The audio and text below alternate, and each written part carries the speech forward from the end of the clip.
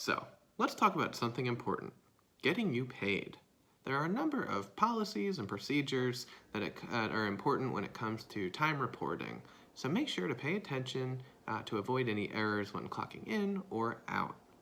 Now, if you have questions throughout this module, please make sure to remember to post them in the Ask Academic Commons discussion board. First and foremost, it is important that you clock in and out of your shift. This seems simple, but it can get messy quickly. We can fix errors on your time card, but there are a lot of you and not a lot of us. Please do your best to keep these entries accurate to ensure a smooth process for all of us. Next, student employees are allotted 1 hour of sick time for every 37.5 hours worked. This may not seem like a lot now, but if you have worked in another position, or you plan to stay in your position for a long time, these hours can add up. If you are sick or have a medical emergency, you should use your sick time for any time that you were scheduled to work. At times, you may be asked to provide evidence of your illness in the form of a doctor's note or other appropriate documentation. If you have religious commitments, military service, athletic conflicts, or academic field trips, you can receive an excused absence, but we require 2 weeks' notice. We need this time to avoid canceling on a student who is looking for help.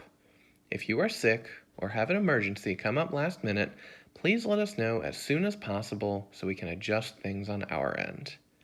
Finally, please note that scheduling interviews or working another job during your scheduled time working as a tutor are not acceptable reasons to miss your shift.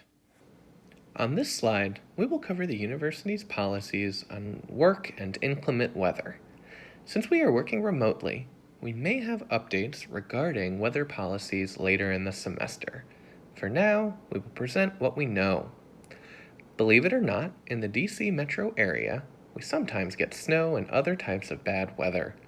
In these cases, there are 3 possibilities for what can happen.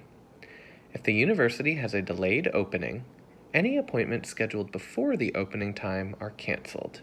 Any appointments scheduled after the opening time are going to be held as scheduled.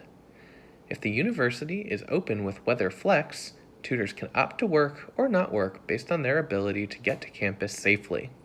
If you choose not to work, you must notify us by emailing academiccommons@gwu.edu before 10 a.m. on the day of the appointment. Student employees are not compensated for time not worked due to inclement weather. Finally, if the university is closed, all appointments and shifts are canceled.